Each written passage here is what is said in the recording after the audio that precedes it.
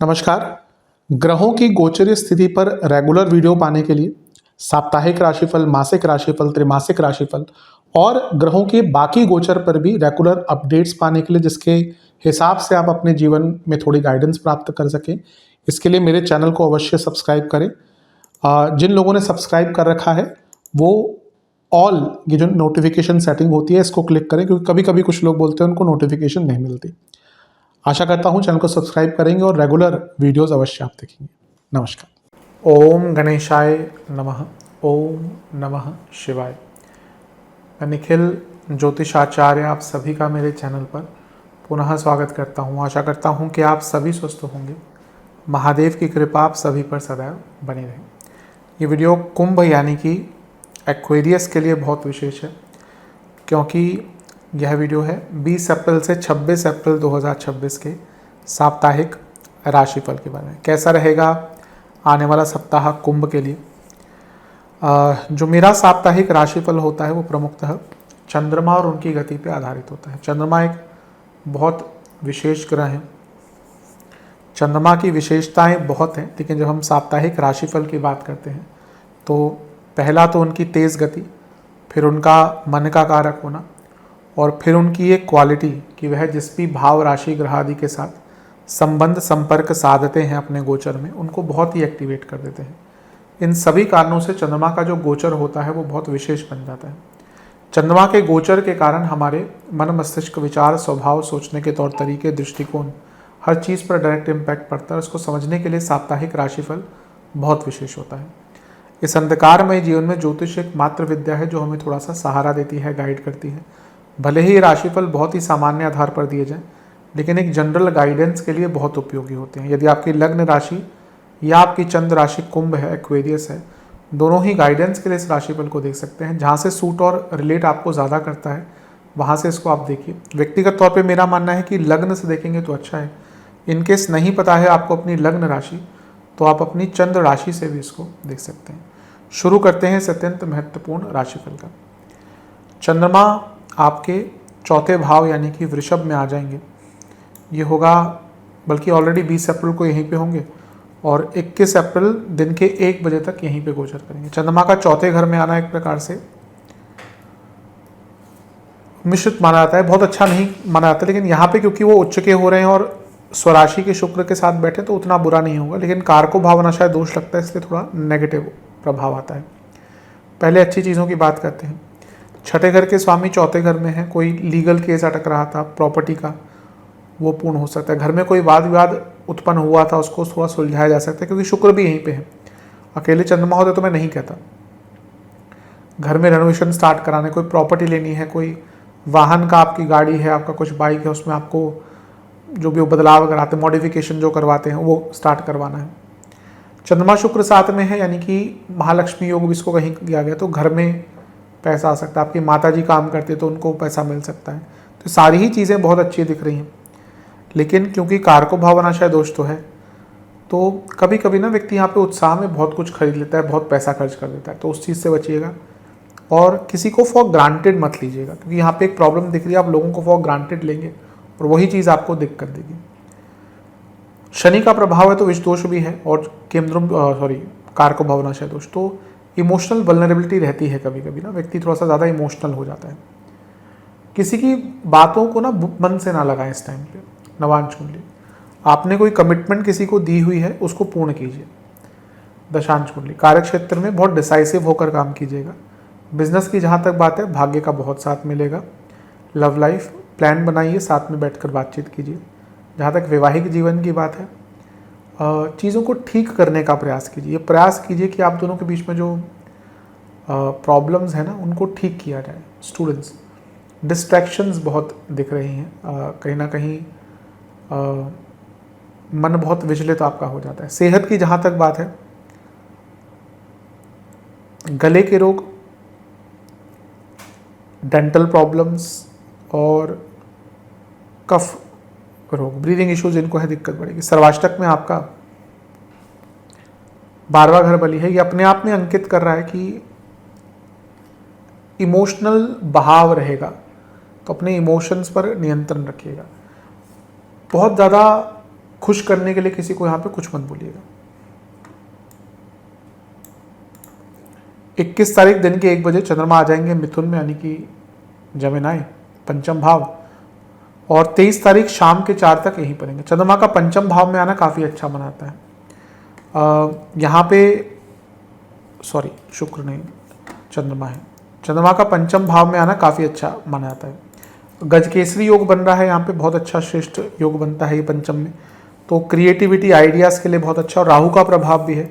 गुरु चंद्र अपने आप में क्रिएटिविटी, राहु चंद्रमा क्रिएटिविटी प्लस इंट्यूशन, राहु चंद्रमा गुरु, ये तो अलग ही लेवल पर आपकी सोच लेकर जा सकता है। ये युति अगर किसी के घर किसी कुंडली में है ना, युति कही या कुछ भी संबंध बन जाता है, वो व्यक्ति की सोच और इंट्यूशन एक्स्ट्रा ऑर्डिनरी हो जाती है। और यहाँ पे मंगल का तत्व भी आ गया, क्योंकि मंगल की दृष्टि है तो मंगल दशमेश है। ये प्लानिंग और एग्जीक्यूशन का टाइम है। जो आप प्लान करके बैठे हुए हैं जीवन में, जो नहीं कर पा रहे, उसको एग्जीक्यूट करना है, तो ये टाइम बहुत अच्छा है। बस मंगल का प्रभाव है, राहु का प्रभाव है, ये सडन एंगर भी दे सकता है, तो गुस्से से बचिएगा, क्योंकि एक बार आप वो गुस्से वाले जोन में चले गए ना, उससे निकलना ये टाइम में बहुत मुश्किल हो जाएगा। स्पेकुलेटिव मार्केट्स के लिए अच्छा है। यहाँ से दोनों ग्रह लाभ स्थान को देखेंगे तो लाभ कमाने के अवसर भी आपको प्राप्त होंगे। नवांश कुंडली कथा बता रही है कि एक वेकअप कॉल सा होगा, आपको कई चीज़ें क्लियर हो जाएंगी, और जैसे मैंने कहा आप एग्जीक्यूट करना शुरू कर देंगे चीज़ों को। दशांश कुंडली कार्य क्षेत्र में ना बहुत आगे बढ़ सकते हैं, लेकिन आप सेक्रीफाइसेस नहीं कर। अगर कार्य क्षेत्र में आगे बढ़ना, जीवन में आगे बढ़ना, तो सेक्रीफाइसेस तो करने ही पड़ते हैं। बिजनेस, आप अपने बिजनेस में थोड़ी स्किल्स लाइए और आवश्यकता है। लव लाइफ, मन में कोई बात है ना, उसको डिस्कस कीजिए। अभी ऐसा लग रहा है important and hard discussions are being avoided. वैवाहिक जीवन, कभी कभी अपने आप को भी प्यार करना चाहिए, टाइम सेल्फ लव का है। स्टूडेंट्स, आप थोड़ा सा ना चीज़ों को सोचना शुरू कर दीजिए कि आप जो करते हैं क्यों करते हैं। कारण बिना कारण के किए गए कार्य व्यर्थ ही होते हैं, अकारण कार्य। अभी यही दिख रहा है कि आपके पास कोई प्लान नहीं है और आप करे जा रहे हैं, तो थोड़ा सा इस पर ध्यान दीजिए। सेहत की जहाँ तक बात है,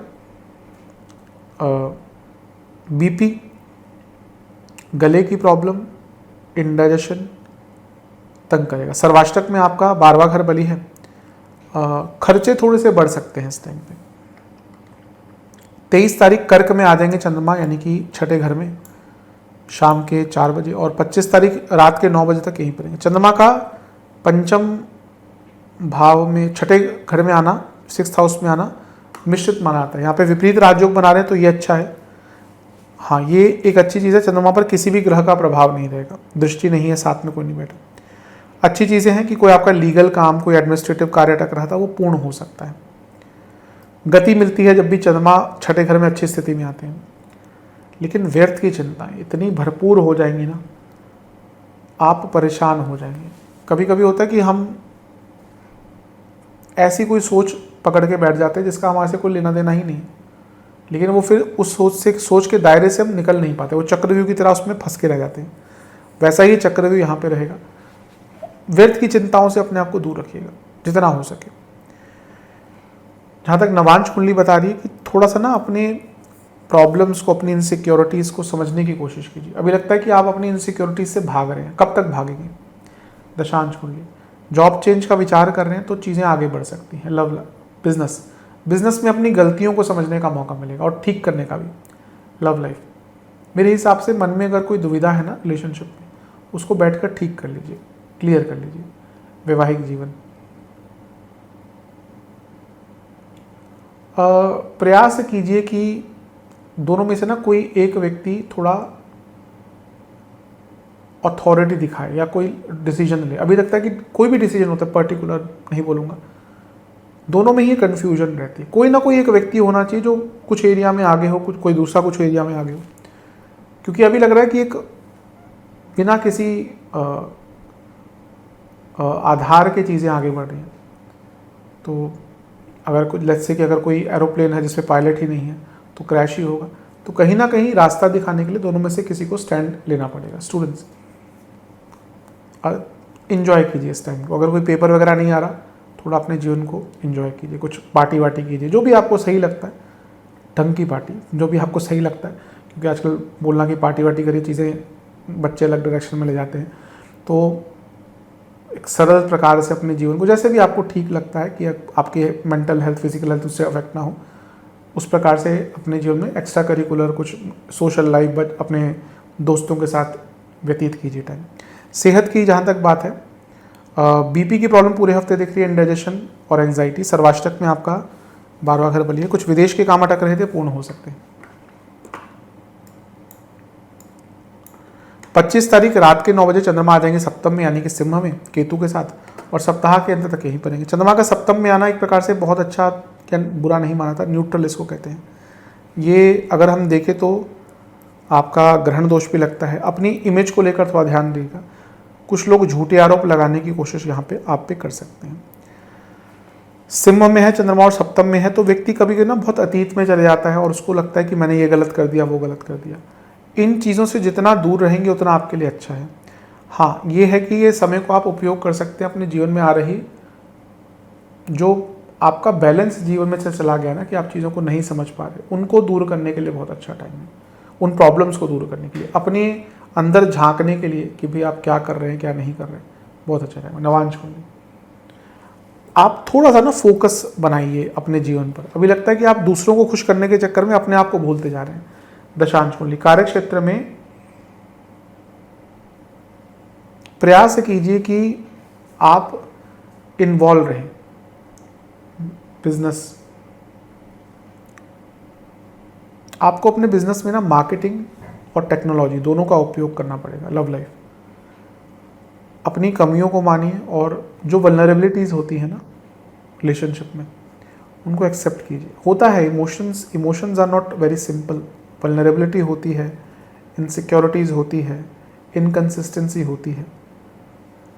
आज की डेट में ऐसा इतना सिंपल तो ना रहेगा कि आप अमेज़ॉन से बुक कर दो अपना पार्टनर और एकदम परफेक्ट पार्टनर ढूंढ के सब कुछ रेटिंग्स पढ़ के आ जाए। नहीं, ऐसी चीज़ें नहीं होती। आज हर चीज़ में हम परफेक्शन ढूंढते हैं। जब भी हम परफेक्शन के पीछे जाते हैं ना, रिलेशनशिप खराब होते हैं। परफेक्शन हो ही नहीं सकती, और इम्परफेक्शंस आर ब्यूटीफुल। इम्परफेक्शंस ही व्यक्ति को एक व्यक्ति बनाती है। तो अभी ऐसा लग रहा है कि आप ना वल्नरेबिलिटी से भाग रहे हैं, वो तो आएंगी, उनको अपने रिलेशनशिप में रखिए। क्यों नहीं रखते? वैवाहिक जीवन मेरे हिसाब से एक फ्लो की कमी है, एक रिदम की कमी है। बैठिए, डिस्कस कीजिए कि भाई क्यों ऐसा होता है कि 2 दिन बहुत अच्छे जाते हैं और 1 हफ्ते हम ढंग से बात नहीं करते। ये तो आपको ही सुलझाना पड़ेगा। स्टूडेंट्स, आपकी सोच बहुत छोटी कर ली है आपने, और हफ्ते के अंतिम भाग में अपनी सोच को बढ़ाइए। बहुत ऑप्शंस ढूंढिए। ऑप्शंस होने चाहिए तभी तो उनको अचीव कर पाएंगे। जब तो ना आपने सोच के रखा है कि आप बैठे कि मैं यूपीएससी ही क्लियर करूंगा और कुछ नहीं करूंगा, पता चला वो भी नहीं हुआ और फिर बाकी जॉब भी निकल गई। मैं हमेशा बोलता हूँ उनको कि जो ऑब्वियसली हर व्यक्ति का मन होता है कि भाई वो चीज़ें करें, पर ऑप्शन रखिए कि साथ में कोई बैंकिंग जॉब रखिए, कुछ और जॉब रखिए, ताकि वहाँ तक नहीं पहुँच पाते, या कुछ और चीज़ कीजिए, पर प्राइवेट जॉब्स कीजिए। ऐसा तो ना गवर्नमेंट जॉब ही है दुनिया में, इंडिया में हर व्यक्ति चाहता है, क्योंकि सरलता है, थोड़ा सा सिक्योरिटी है, लेकिन अपने ऑप्शंस बढ़ाइए। सेहत,